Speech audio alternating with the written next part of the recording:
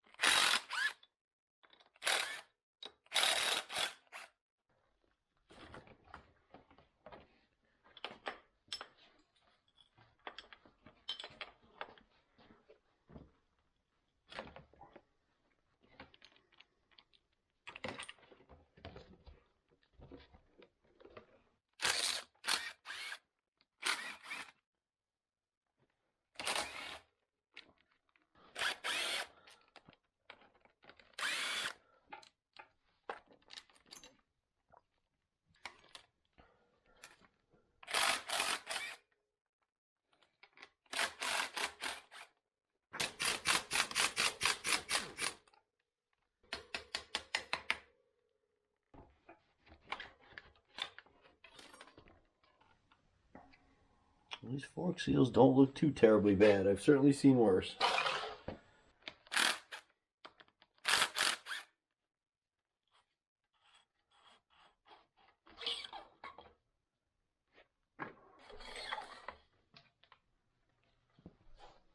Well, you might be asking why I pulled the bars off just to do the forks. Well, reason being is I want to check these bearings in this neck. These are very common to be bad on these Yamahas, and to be honest with you, it's extremely tight. Although I don't feel any binding, it's just tight. It may be over tightened. We could probably lubricate and put them back together, but I got to get it apart and see if the bearings are still viable candidates for use.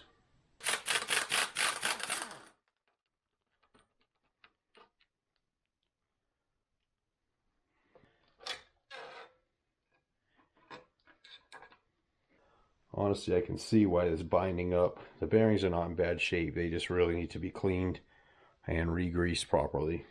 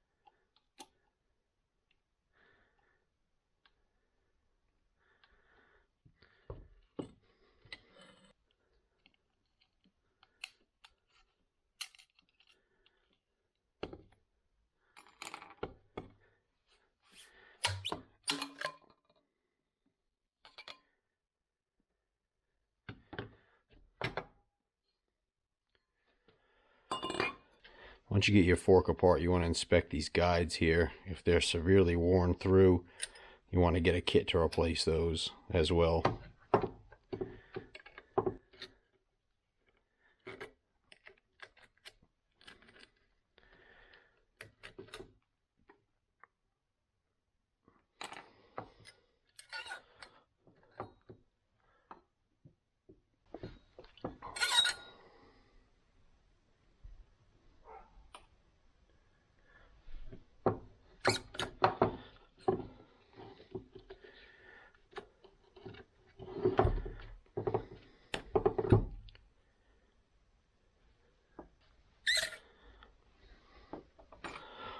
now take this and our outer tube over to the parts washer and get these cleaned up.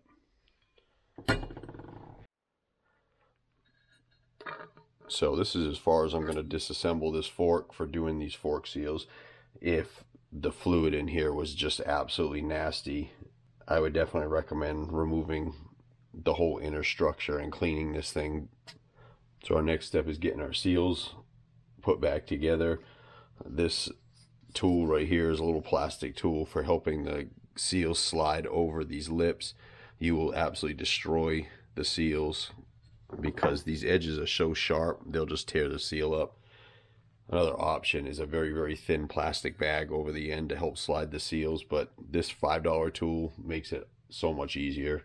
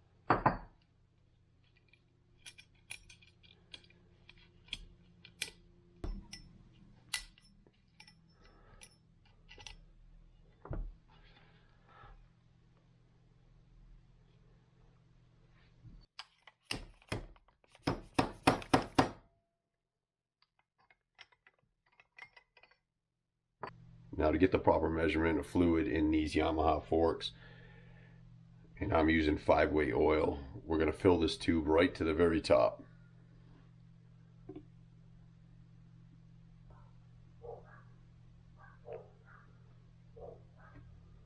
Now with the fork completely compressed and the fluid filled just about to the top, we're going to pump our dampening rod about 10 times, slowly up and down to get the fluid in there.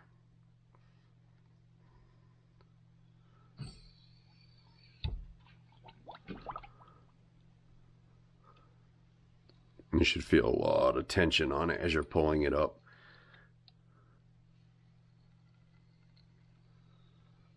Once you've done that and you don't hear any more air rushing, and of course if you need to add a little bit more as you go, it's not a problem, just to make sure that this thing isn't sucking any air in. We're going to refill it back to the top again. Now finally what we want to do is pump our outer fork tube up and down once or twice, not exceeding 8 inches or about 200 millimeters.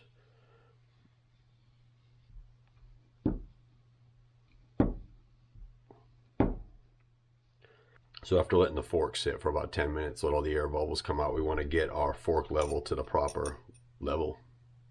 In the US, that is 140 millimeters or about 5.5 inches. So this fancy little graduated tool here will show you in millimeters a depth.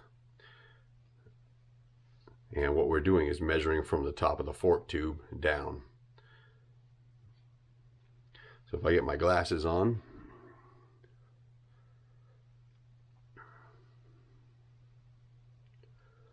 and I can read these little tiny marks,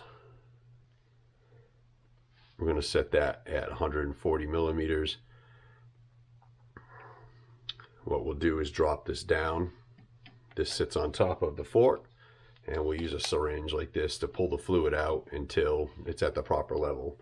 Now, if you don't have one of these tools, which you probably don't, obviously you can pour out a little bit of fluid and just take a measurement with a small tape measure to about 5.5 inches.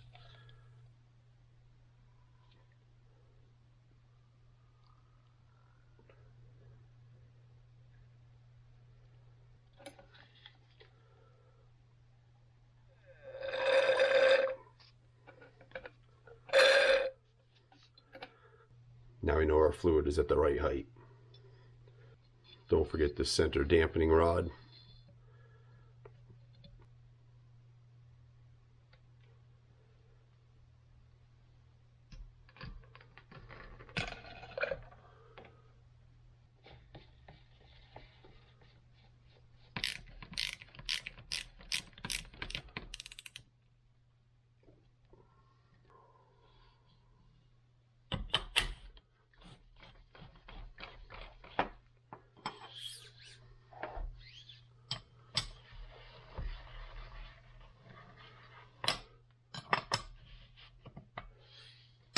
Remember to reset your clickers to where they were.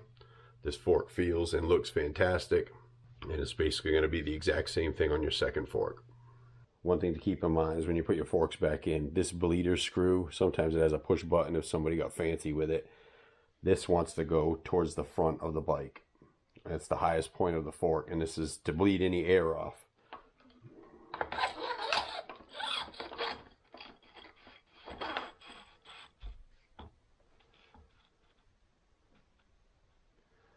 Now, since I had my top clamp off and I don't have this tight yet, I just want to tighten my bottom clamp up, because now that the forks are all in alignment, when I tighten this up, if these are tight on the fork, it's going to bind.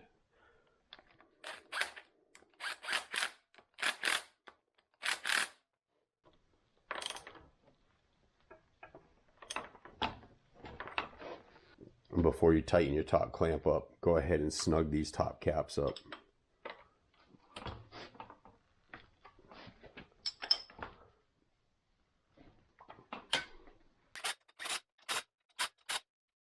And there you have it. These forks are very, very easy to do on these things.